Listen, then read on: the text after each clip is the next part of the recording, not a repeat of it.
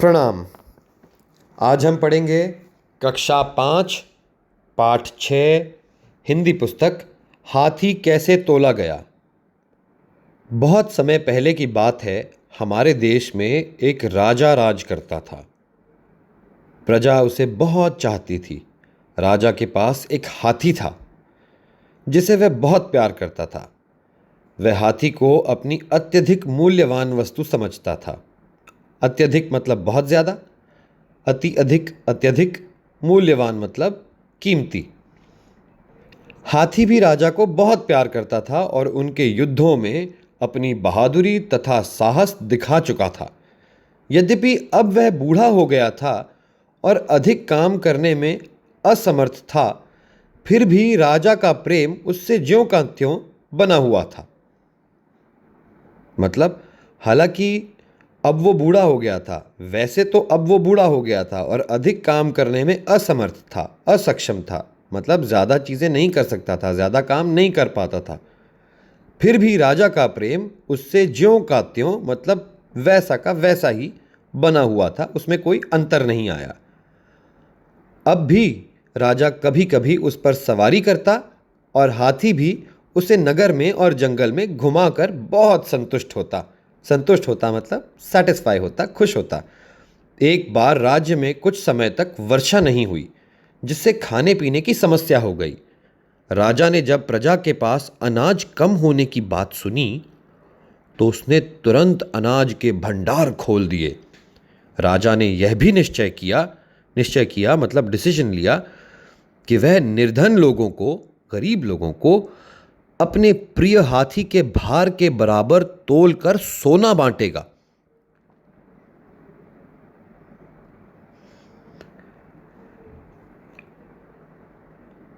समझे?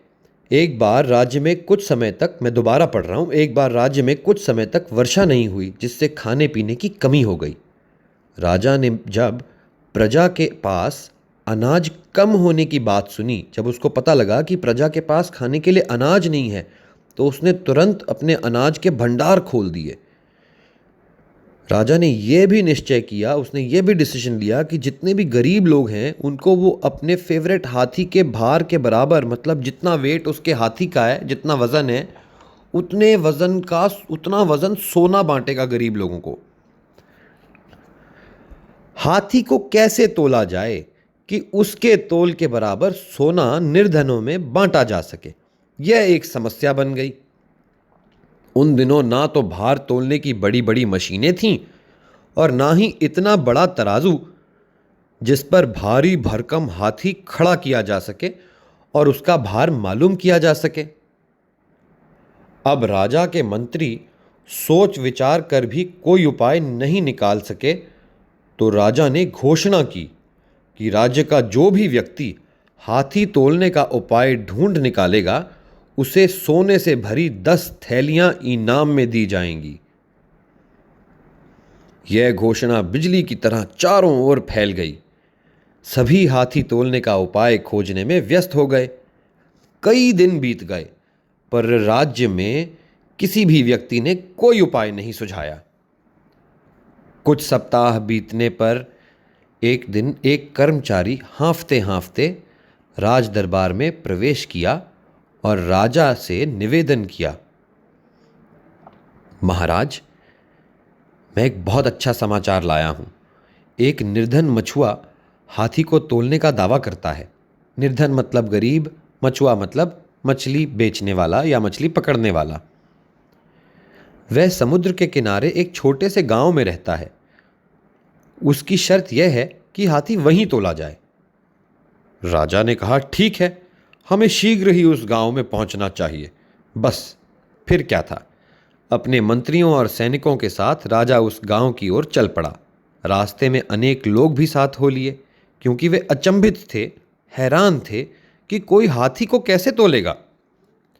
राजा अपने प्रिय हाथी पर सवार था और उसके पीछे थे ऊंट और घोड़े, फिर सैनिक और सबसे पीछे प्रजाजन। इस प्रकार यह लश्कर मछुए के गांव में जा पहुंचा। लश्कर मतलब सेना की टोली।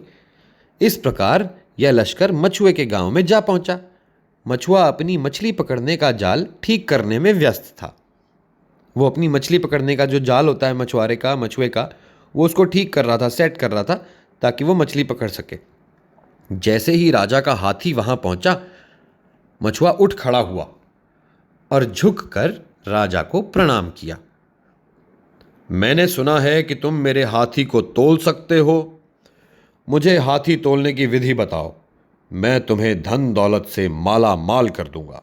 राजा बोला, महाराज, मैं आपको हाथी तोलने की विधि बता सकता हूं, परंतु उसमें कुछ समय लगेगा। पहले आपके कर्मचारी एक बड़ी नाव बनाने में मेरी सहायता करें। मछुए ने उत्तर दिया। परंतु नाव हाथी कैसे तोलेगी? महाराजा ने प्रश्न किया। मछुए ने हाथ जोड़कर कहा, यदि मैं अपने तरीके से हाथी को ना तोल सका तो मैं तब तक आपकी सेवा करूंगा जब तक नाव बनाने पर लगा धन चुकता ना हो जाए।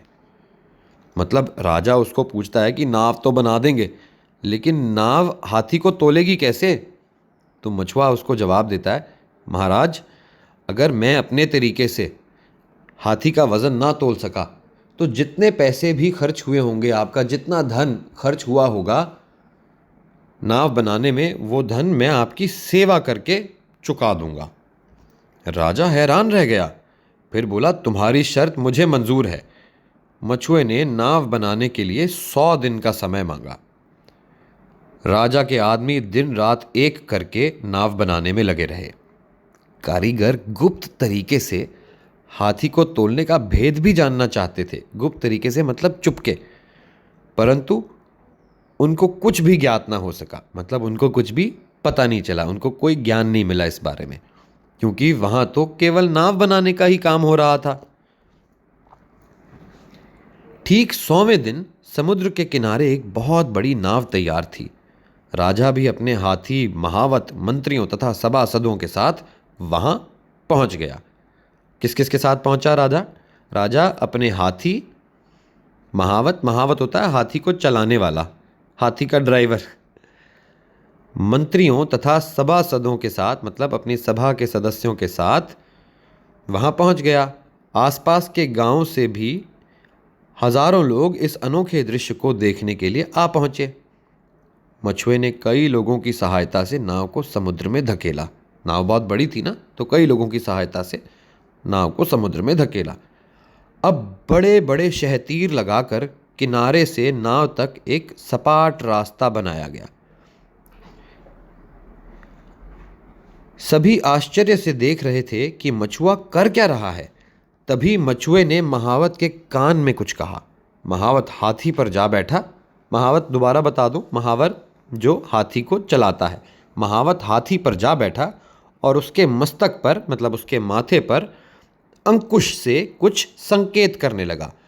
अंकुश होती है लोहे की स्टिक, उसके ऊपर एक कुंडी बनी होती है गोल सी। महावत हाथी को चलाने के लिए अंकुश का प्रयोग करते हैं। तो महावत ने क्या किया, मछुए की बात सुनी। मछुए ने महावत के कान में कुछ कहा और महावत ने अंकुश से हाथी के मस्तक पर, उसके माथे पर कुछ इशारा किया। हाथी शहतीरों पर पांव रखता हुआ नाव पर जाने लगा तो लोग चिल्ला उठे, नाव टूट जाएगी, नाव डूब जाएगी। धीरे धीरे कदम रखते हुए हाथी नाव पर चढ़ गया। नाव का कुछ भाग पानी में डूब गया।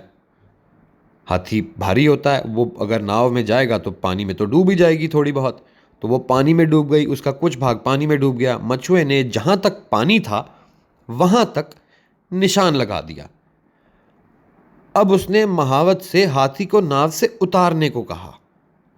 हाथी के बाहर आ जाने पर नाव पानी के ऊपर आ गई, वापस ऊपर आ गई, उसका पानी निकल गया, नाव ऊपर आ गई। मछुआ राजा के पास पहुंचा और बोला, महाराज, हाथी तुल गया। अब आप अपने सेवकों को सोना लाने की आज्ञा दें। सेवक सोने से भरे थैले लेकर आगे बढ़े तो मछुए ने उन्हें नाव पर रखने के लिए कहा। सभी लोग अचंभित होकर सारा दृश्य देख रहे थे और मछुआ बार बार नाव को देखता और सोना लाने को कहता। धीरे धीरे नाव का काफी भाग पानी में डूब गया। जब नाव अंकित चिन्ह तक पानी में डूब गई। अंकित चिंतक मतलब जो अंकित उसने किया था, मछुए ने जो निशान लगाया था। चिन्ह मतलब निशान, और अंकित करना मतलब निशान लगाना। तो अंकित चिन्ह तक पानी में डूब गई तो मछुआ चिल्ला उठा, बस बस हो गया, हाथी के बराबर सोना तुल गया। लीजिए महाराज, हाथी के तोल के बराबर सोना तुल गया। लोग खुशी के मारे तालियां बजाने लगे और मछुए की बुद्धि की प्रशंसा करने लगे। इसमें हम एक बार शब्दार्थ भी पढ़ लेते हैं, ताकि आप दोबारा जब इस पाठ को सुने, इस कहानी को सुने, तो सारी चीज़ें आपको साफ साफ समझ आ जाएं। शब्दार्थ। मूल्यवान मतलब कीमती। मछुआ मछलियां पकड़ने का पेशा करने वाला। लश्कर सेना। महावत हाथी को हाँकने वाला। शहतीर पाटन के नीचे दी जाने वाली बड़ी लकड़ी। अंकुश लोहे की छोटी नुकीली छड़। निर्धन गरीब। अचंभित मतलब हैरान। कारीगर मतलब दस्तकार। सपाट मतलब समतल, फ्लैट। अंकित मतलब निशान लगाना।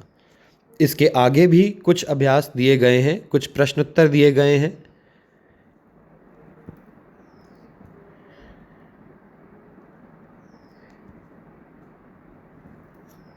मैं अनुरोध करूंगा कि आप बार बार इस कहानी को सुने और जितने भी नीचे अभ्यास दिए गए हैं उनको करने का स्वयं प्रयत्न करें। आज के लिए बहुत हुआ। धन्यवाद। शीघ्र मिलेंगे आपके नए पाठ में।